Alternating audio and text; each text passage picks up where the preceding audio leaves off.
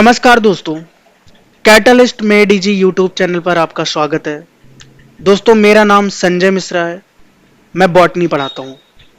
दोस्तों, जैसा कि आपको पता है, cell the unit of life chapter को हम डिस्कस कर रहे हैं। हर दिन हम इस पे एक नई वीडियो ला रहे हैं और हर नई वीडियो में हम एक नए टॉपिक को डिस्कस करते हैं। इसी तरह आज की वीडियो में एक बहुत ही इंपॉर्टेंट टॉपिक को हम डिस्कस करने वाले हैं, जिसका नाम है वैक्यूल। ये नाम तो छोटा है, पर एक्चुअल में इसका काम बहुत बड़ा है।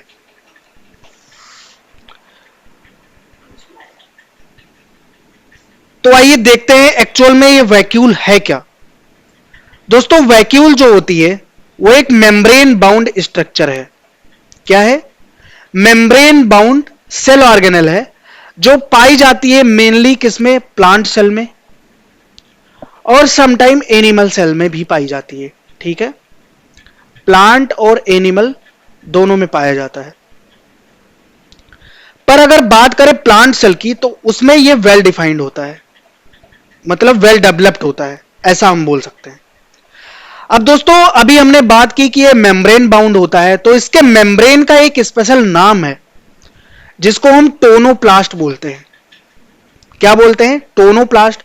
और ये जो वर्ड है, ये नीट का बहुत फेवरेट है। नीट बार बार इस पे सवाल पूछता रहता है। पर एक चीज और ध्यान देने की जरूरत है कि जो टोनोप्लास्ट है वो सिंगल मेम्ब्रेन है, इसलिए ये नीट का और फेवरेट हो जाता है, क्योंकि मैक्सिमम जो सेल ऑर्गेनेल है वो डबल मेम्ब्रेन बाउंड पाए जाते हैं, पर जो वैक्यूल है उसकी जो मेम्ब्रेन है टोनोप्लास्ट, वो सिंगल लेयर्ड होती है।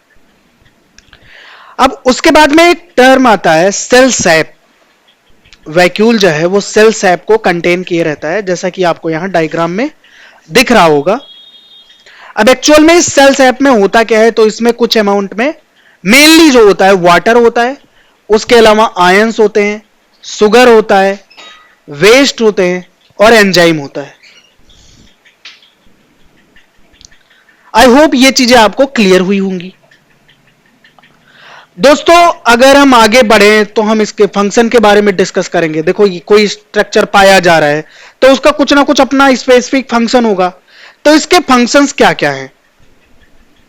पहली बात तो ये टर्गर प्रेशर को मेंटेन करता है, बैलेंस करके रखता है उसको। ठीक है।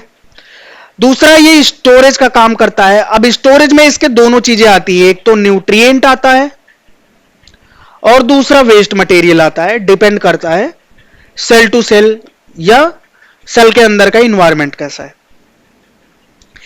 उसके अलावा ये डिटॉक्सिफिकेशन में और पीएच बैलेंस में भी हेल्प करते हैं। ठीक है, डिटॉक्सिफिकेशन और पीएच बैलेंस में भी हेल्प करता है।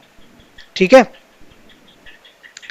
इसकी वजह से जो साइटोप्लाज्म है वो पेरीफेरी की तरफ बना रहता है। पेरीफेरी मतलब किनारे की तरफ। ठीक है, होम्योस्टेटिस को भी मेंटेन करने में इसका एक अपना रोल है।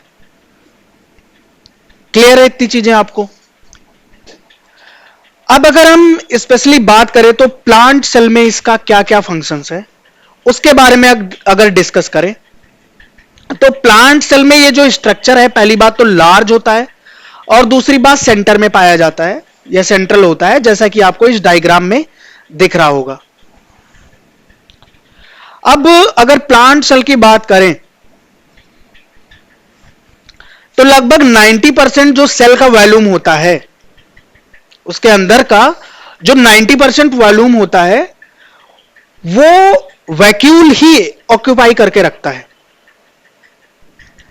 अब इसके ऊपर जो मेम्ब्रेन पाई जाती है वैक्यूल के ऊपर, मान लो ये एरिया वैक्यूल है और इसके ऊपर ये सिंगल मेम्ब्रेन बाउंड जो स्ट्रक्चर है, ये कैसा होता है? ये सेलेक्टिवली परमिएबल होता है। सेलेक्टिवली परमिएबल होता है। क्लियर है? अब इसके फंक्शन को हमने देखा था, वाटर का स्टोरेज करता है, सुगर, एमिनो एसिड और कुछ पिगमेंट्स को भी। क्लियर है आपको? उसके बाद में ये प्लांट सेल को रिजिड बनाने में मदद रखता है। क्लियर है? मतलब उसको सिकुड़ने नहीं देता। तो ये प्लांट सेल को उसकी रिजिडिटी को भी मेंटेन करके रखता है। इसी तरह अगर एनिमल सेल की बात करें तो उसमें क्या फंक्शन होता है और कैसा पाया जाता है स्ट्रक्चर, तो ये स्ट्रक्चर प्लांट सेल के कंपैरिजन में काफी स्मॉल होता है, टेम्परेरी होता है, और नंबर जो होता है बहुत सारा होता है इसका, ठीक है, बहुत सारे नंबर में पाए जाते हैं। इंडोसाइटोसिस एक्सोसाइटोसिस में हेल्प करता है, ठीक है। अब अगर बात करें हम, तो देखो एनिमल सेल में आपने पढ़ा होगा कॉन्ट्रेक्टाइल वैक्यूल जो प्रोटोजोन्स में पाई जाती हैं, क्लियर है। इसका जो मेन फंक्शन होता है वो ऑस्मो रेगुलेशन होता है, ठीक है। अब अगर आप एनसीईआरटी देखेंगे तो कॉन्ट्रेक्टाइल वैक्यूल का जो फंक्शन होता है वो एक्सक्रेशन प्लस में ऑस्मो रेगुलेशन होता है। तो यहां पे ऑस्मो रेगुलेशन मेंशन किया गया है, हम यहां पे अभी इस चीज को मान के चलते हैं। कॉन्ट्रेक्टाइल वैक्यूल का जो फंक्शन है ऑस्मो रेगुलेशन है, क्लियर है। उसके बाद में फूड वैक्यूल पाया जाता है अमीबा एंड पैरामीशियम में, जो डाइजेशन में हेल्प करता है। तो ये चीजें आप ध्यान रखिएगा, ये नीट में पूछी जा सकती हैं। कॉन्ट्रेक्टाइल वैक्यूल और फूड वैक्यूल पे क्वेश्चन बनते रहते हैं। अगर आप प्रीवियस ईयर के क्वेश्चन सॉल्व करेंगे तो आपको ये चीजें किसी ना किसी स्टेटमेंट में, किसी ना किसी क्वेश्चन के देखने को मिल जाएंगी।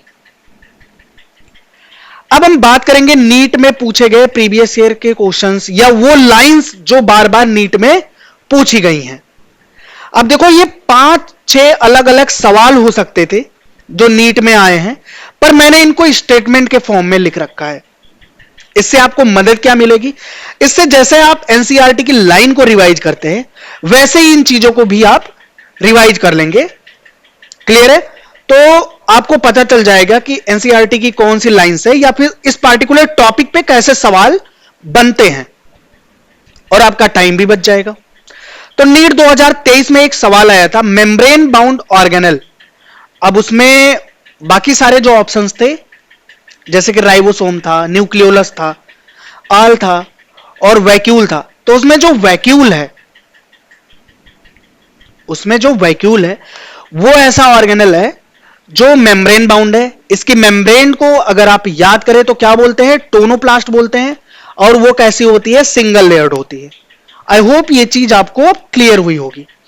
नहीं, 2022 में एक सवाल पूछा गया था कि टोनोप्लास्ट किसकी मेम्ब्रेन है, तो वो वैक्यूल की मेम्ब्रेन होती है, क्लियर है।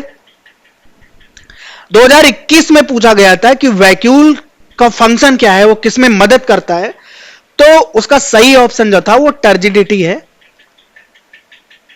क्लियर है। नीट 2019 में भी एक सवाल बना था, लगभग हर साल या हर अल्टरनेट ईयर पे कोई ना कोई सवाल जरूर बना है कि वैक्यूल किसको कंटेन किए रहता है, तो सेल सैप को कंटेन किए रहता है। सेल सैप में क्या क्या पाया जाता है, हमने पहले पढ़ रखा है, वाटर होते हैं, मिनरल्स होते हैं, क्लियर है, ये सारी चीजें उनमें पाई जाती हैं। नीट 2018 में एक सवाल बना था कि कॉन्ट्रेक्टाइल वैक्यूल का क्या काम है। देखो यहां पे साफ साफ मेंशन है एक्सक्रेशन एंड ऑस्मो रेगुलेशन। तो आई होप कि इन चीजों को पढ़ के आपको मजा आया होगा। दोस्तों अब क्विकली हम सारी चीजों को समराइज कर लेते हैं। देखो ये जो 4-5-6 की पॉइंट्स आपको दिख रहे हैं, बुलेट पॉइंट दिख रहे हैं, मेनली अब तक जो सवाल बने हैं इन्हीं पे ही बने हैं, और आगे भी जो सवाल बनेंगे इनसे कुछ बाहर नहीं जाने वाला है। आई होप आप समझ रहे होंगे मैं क्या कहना चाहता हूं।